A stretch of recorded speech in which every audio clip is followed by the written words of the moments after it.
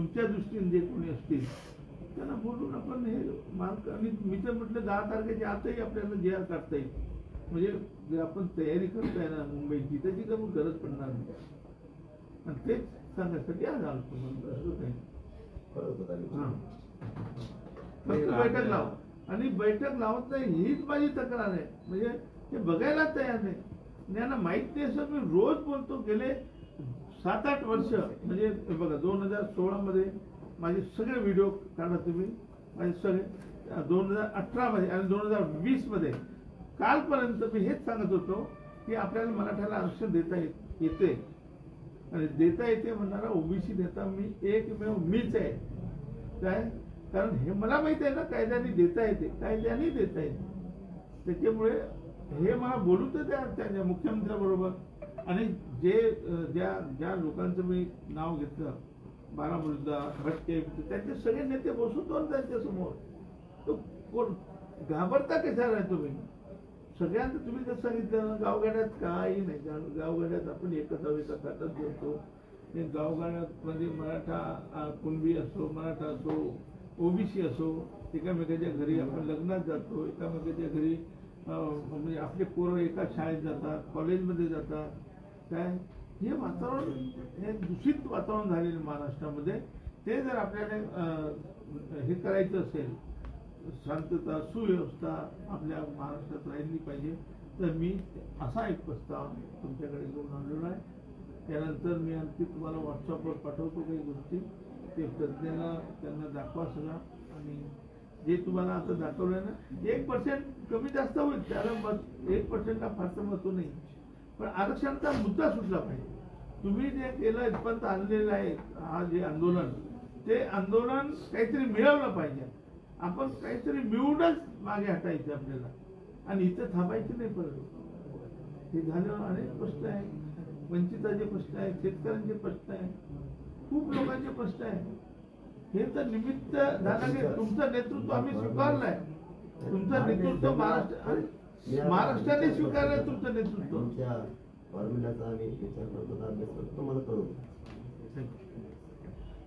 कारण कोणता विषय विचारांती व्हावा डायरेक्ट झाले तर फसवणूक होतात. नाही बिलकुल फसवणूक नाही होत असते असं म्हणतो. कोणताही विचारांती अभ्यास पूर्ण करावा, त्या फॉर्म्युल्याचा अभ्यास करावा, नंतर कळवावं. नसता उठलो लगेच हो कळवलं तुम्हाला चला. मी तुमची फसवणूक करू शकत नाही कधी. कारण मला ती सवय, मी कोणाची फसवणूक नाही करू शकत. डायरेक्ट सांगू, नुसतंच म्हणायचं हो पाटला त्याचा आम्ही वाचतो, त्याला बघतो आणि नंतर तुमच्या आधी फॉर्म्युल्याचा अभ्यास करू द्या. डायरेक्ट शब्द देणं आणि उगाच शिकवणं. आता माझा तर फॉर्म्युला उघडच होणार. आता मी काय एवढे दिवस सांगत होतो, आता त्याच्यावर मी लेखली जनतेमध्ये जाईल. काय नाही ते मराठा समाजाच्या किती हिताचं आहे. मराठा समाजाचा आम्हाला आमचं बोलू द्या, आम्हाला अभ्यास करू त्याच्यावर. आमचं आम्ही वाचन करतो, त्याचा वाचतो, आमचा किती फायदा आहे. कारण कोणी तोच बघतो, तुम्ही तोच बघणार आहेत. जसं की तुम्हाला वेगळा प्रवर्ग करायचा आहे, त्यासाठी आम्ही तुमच्या सोबत वेगळा तुमचा प्रवर्ग होईपर्यंत 12 बोलवते दाराच्या पाठीशी आम्ही आहेत. धनगर बांधवांच्या सुद्धा आहेत, त्यांना पूर्ण त्यांचं हक्काचं आरक्षण मिळेपर्यंत. आणि आपले काही प्रादेशिक आले होते बंजारा बांधवांचे, त्यांनी सांगितलं की आमची मागणी. म्हणलं आम्ही जर नाही शेवटपर्यंत राहिलो तिथून पुढं शेवटपर्यंत लढायला राहू आम्ही तुमच्यासोबत. म्हणजे आम्ही सोबतच आहेत. फक्त ज्वलंत प्रश्न सध्या घ्यावे याच्या पाठीशी सगळ्यांना निर्माण झाली. त्यावेळेस याचा तुमचं आम्हाला तुमच्या फॉर्म्युल्याचं थोडंसं आम्ही त्याच्यावर अभ्यास करतो, नंतर तुम्हाला कळवतो. आता हा म्हणणं म्हणजे तुम्ही असायला लागणार आहेत, आम्हाला कळाना त्याच्यात काय आहे. त्या फॉर्म्युल्यात समाजाची फसवणूक नाही, पण वाचलं पाहिजे. या मताने तुम्ही माझ्यावर डायरेक्ट विश्वास टाकू नये. अगदी बरोबर. माझं तुम्ही सगळ्यांना दाखवून द्या, पण लवकर करा. मला आपल्या 10 तारखेच्या आपण जर केलं नाही, तारीख नाही सांगत, पण तुम्हाला मी वाचून कळवतो स्वतःहून करू. आपल्याला जेवढ्या लवकर करता येईल शासनाबरोबर आपल्याला तारीख जर टाळता आली. नाही, शासनाशी बैठक कधी लावतो माणूस ज्यावेळेस आम्हाला त्याच्यातलं गांभीर्य लक्षात आलंय, आम्ही वाचलंच नाही म्हणतो हो लावतो उद्या सकाळी तुमची बैठक सरकार.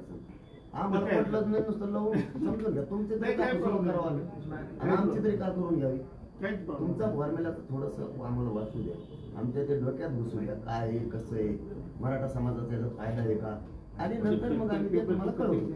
नंतर कळवतो. त्यानंतर बैठकीचं किंवा सरकारची काय बोलायला लावायचं तुम्हाला नाही लावायचं हे आज कुठारी आहे त्याच्या झालेलं एक पेपर कटिंग होतं ना. हे बघा हे गेल्या वर्षीचं वाचतो मी निवांत वाचतो. हे बघा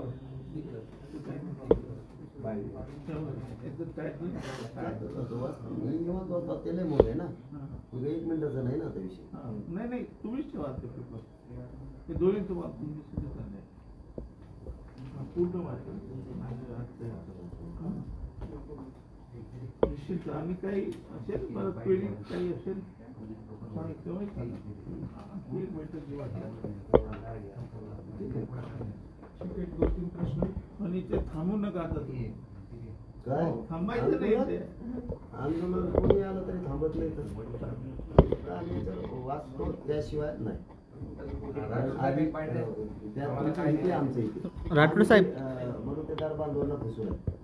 खोटा हा म्हणून खरं हा म्हणावं तसं आम्ही अभ्यास करून बाकीचा विषय. त्यांनी तुम्हाला फॉर्म्युला दिला, तुम्ही तो नाकारलाय. कोणी नाकारला? जरांगे पाटील. नाही त्यांनी तुम्हाला फॉर्म त्यांना प्रश्न आहे. नाकारला नाही हो. तुम्ही कसं नाकारला नाही. आम्ही बघू म्हणाल. बरं, त्यांनी फॉर्म्युला तुमच्याकडे ठेवलेला आहे, तो अभ्यास करतो म्हणाला. अभ्यासची काय भूमिका आहे त्याच्या संदर्भात? नाही, त्याच्यामध्ये किती मराठा समाजाचा फायदा होतो हे सगळं अभ्यासामध्ये आम्ही वाचून दिलं. मात्र त्यांना आत्ता शब्द दिलेला नाही. ज्यावेळेस ते आम्हाला लक्षात येईल की समाजाचा याच्यामध्ये फायदा आहे, सरकारची बैठक लावायची त्यांना असं त्यांचं म्हणणं. सरकारची बैठक कधी की या काही ज्वलंत प्रश्न आहे मराठ्याचा. याच्यामध्ये मराठा समाजाचा फायदा होतो. 1% मराठ्यांना दगाफटका होत नाही. त्यावेळी सरकारला सांगतात. आत्ताच त्यांना शब्द द्यायचा. आम्हाला आज माहिती त्यांना फॉर्म्युला काय आम्ही नीट अभ्यासून नाही घेतला आणि आधीच सांगायचं की हो आम्ही सरकारची बैठक लावतो. सरकारची बैठक कधी लावायची? ज्यावेळेस आपल्या समाजात याच्यामध्ये जिथे आणि फायदा होतो त्यावेळेस. आणखी ते वाचलंच नाही तर आधी वर काय म्हणू ना, आमच्या जुनी म्हणे म्हैस पाण्यातून वर सावधा. माहीतच नाही काय. आणखी ते जाणून घेतल्याच्या नंतर बघू, आता नाही. 5-6 मुद्दे मांडले तुमच्याकडे. त्याच्यामध्ये राजकीय आरक्षणाचा एक मुद्दा होता. ओबीसीच्या टक्केवारीला धक्का न लागता सुद्धा 10% आरक्षण, असे 2-3 जे मुद्दे होते हे तुम्हाला कसे वाटले? नाही, तेच सांगितलं मी. म्हैस पाण्यातून वर सावधा. त्यातलं त्याचं पोटात शिरल्याशिवाय ते पूर्ण बघितल्याशिवाय अभ्यास पूर्ण गोष्टीनं बोलू नये. कारण ते पण कायद्यात नाही. काही गडबडीत समाजाची फसवणूक होत असते आणि आपल्याला मला ती किमान नाही करायची. माझ्या खांद्यावर जबाबदारी असल्यामुळे मला पूर्ण समाज आरक्षणात पाहिजे आणि त्याच्यातून जात नाही प्रथमदर्शनी माझ्या लक्षात आलेलं आहे. परंतु त्यांनी दुसरा एक फॉर्म्युला त्याबरोबर दिलेला आहे. ते सगळं एकूण वाचन करून नंतर मग पाहू. आम्हाला ते योग्य वाटलं तर आम्ही त्याला 100% बोलू, सांगू, नंतर पुढचे निर्णय घेतो. पण आज नाही. ते सुरुवातीला आल्याबरोबर एका मुद्द्यावरून तुम्ही त्यांच्यावरती चिडला होता. खडे बोल सुद्धा सुनावले. नंतर हरिभाऊ राठोड तुम्हाला सॉरी सुद्धा मारले. काय मुद्दा आहे तो? नाही, ते काय झालं ते ज्येष्ठ असं नाही, पण खरं बोलू. मला पहिल्यापासून आता ते आवाज तसा आहे आणि खरं बोलायची सवय होती. आम्ही ते सोबत एकत्र होतो. भारतातील डॉक्टर बाबासाहेब आंबेडकरांचा महापरिनिर्वाण दिन त्याशी आम्ही सोबत होतो. आणि आजच्या पिढीतलं सगळं संपल्याच्या नंतर तिथं 12 बलुतेदारांचे सगळे ज्येष्ठ नेते बंधू आले होते आमचे. आणि आपण त्यांना त्या दिवशी शब्द दिला की आपण, त्यांचं म्हणणं होतं ओबीसीला छोट्या जातींना आरक्षण खाऊ दिलं जात नाही. त्यांचं वेगळा पुरवलं पाहिजे. आपण त्या दिवशी कुठलीच विचार न करता कोणाची पर्वा न करता डायरेक्ट मराठा समाजात त्यांच्या पाठीशी आणि वेगळा प्रवर्ग झाला पाहिजे जाहीर पाठिंबा मिळण्यात दिला. त्यानंतर 4 सभेत बोलले त्यानंतरही. आणि ती काल परवा डायरेक्टच म्हणली. म्हणजे ज्येष्ठ माणसानं कसं हाताळायचा समाज काय हे थोडंसं मला रात्री झालं की एवढे मोठे अभ्यास काय त्याची अभ्यास नाही असं बोलतात. जरा आमची मागणीबद्दल बोलत नाही. अरे म्हणलं हे असं कसं गैरसमज समाजात पोचवू शकतो? गैरसमज कसा पोचवू शकतो? म्हणून आता ती आलेत म्हणून विचारणं काम होतं. मी फोन करून त्यांना विचारलं नाही आणि कोणी परस्पर तिकडे बोलला तर मला सवय नाही तो असं का बोलला म्हणून. ते आलेत म्हणून बोललो, नसते आले तर विचारणं सुद्धा नसतं. राठोड साहेब, तुम्ही काय फॉर्म्युला दिलाय जरा सांगा. एक मिनिट. नेमकं तुमचा फॉर्म्युला काय आहे आणि तुमचा प्रश्न नाही बघा. आपण साधारण किती मुद्दे आणलेत फॉर्म्युल्यामध्ये? मुद्दे बघा कसं आहे की आजकाल आपण काय सांगतो 50% वर देता येते बरोबर. मी असा फॉर्म्युला आणलेला आहे की आपण 50%च्या वर सुद्धा आरक्षण देऊ शकतो, परंतु ते 57% पर्यंत देऊ शकतो. काय झालं की आपल्याकडे इम्पेरिकल डाटा नव्हता आजपर्यंत, आणि इम्पेरिकल डाटाचा अर्थ आपण माहित आहे की बिहारमध्ये जेव्हा लोकसंख्या झाली तर ओबीसीचं पर्सेंटेज वाढलं, म्हणून त्याचं पर्सेंटेज वाढलं. आणि आपलं बघा तामिळनाडूचं उदाहरण सगळ्यांना माहिती आहे, ते सुद्धा लोकसंख्या झालेली आहे आणि लोकसंख्या झाल्यामुळे त्यांनी आधीच वाढवलंय. आपल्याकडे बांटे आयोगाने जो आवाज दिलेला आहे त्या स्थानिक स्वराज्य संस्थेच्या निमित्ताने, त्याच्यात त्यांनी म्हटलंय की 37% ओबीसी आहे, तर 37% आपण ओबीसीना आरक्षण देऊ शकतो. हा एक फॉर्म्युला, म्हणजे 50%च्या वर आपण देऊ शकतो. आता हे करत असताना काय होईल की ओबीसीला धक्का लागू नये, ओबीसीला धक्का लागू नये सगळेच म्हणतात. तर हा जो माझा फॉर्म्युला काय म्हणतो, आपण ओबीसीला किती टक्के आरक्षण देतो, तर 27% आरक्षण देतो. मग 27% आरक्षण जर ओबीसीला दिलं तर ते 10% आहे, ते जर आपण मराठ्यांना दिलं तर कोणाला धक्का लागत नाही. 27% ओबीसीला राहील आणि 10% आपण मराठा आणि कुणबी आणि लेवा पाटील आणि पाटीदार यांना देऊ शकतो. हा एक फॉर्म्युला.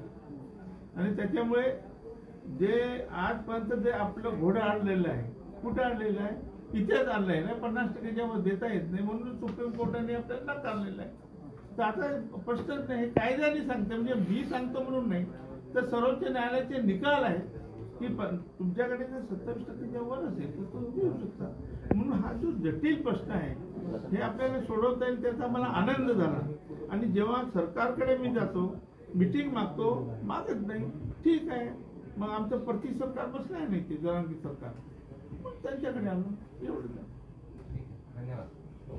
एक मिनिट, तुम्ही ते पेपर दिले फोटो देताना पेपर